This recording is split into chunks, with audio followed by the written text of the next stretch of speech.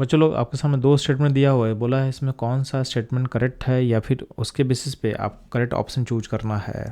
ठीक है, तो पहला स्टेटमेंट दिया हुआ है the boiling point of 3 isomeric pentane follows. तो n pentane, isopentane and neopentane. तो ध्यान देना, आपका जो पेंटेन का फिगर होता है तो पेंटेन में 3 आइसोमर पॉसिबल है, तो इसको बोलते हैं नॉर्मल पेंटेन,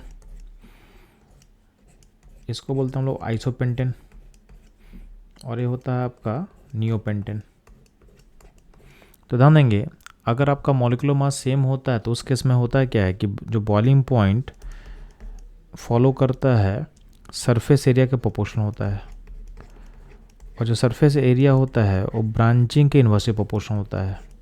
तो जितना ब्रांच ज़्यादा होगा उतना सरफेस एरिया डिक्रीज करता है, तो उतना बॉइलिंग पॉइंट भी क्या होगा, घटेगा। तो सबसे हाईएस्ट बॉइलिंग पॉइंट इसमें होगा एन पेंडेंट का, फिर आइसोपेंडेंट का, फिर नियोपेंडेंट का। इन ऑर्डर जो है हमारा सही होगा, तो आपका जो स्टेटमेंट 1 है क्या होगा, करेक्ट होगा।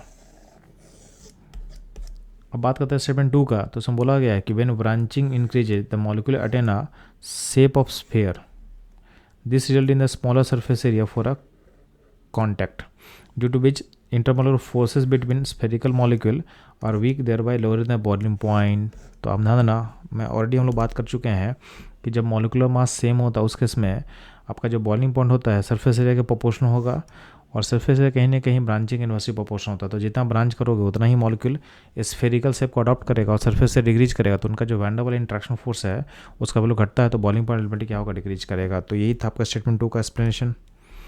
तो स्टेटमेंट 2 भी क्या होगा, करेक्ट होगा। इसका मतलब क्या होगा, आपका जो कौन सा ऑप्शन करेक्ट होगा, तो फर्स्ट ऑप्शन करेक्ट होगा, यानी आपका both statement 1 and 2 are correct. तो ये था इस क्वेश्चन का करेक्ट आंसर एनालिसिस। मूव करते हैं हम लोग नेक्स्ट क्वेश्चन पे।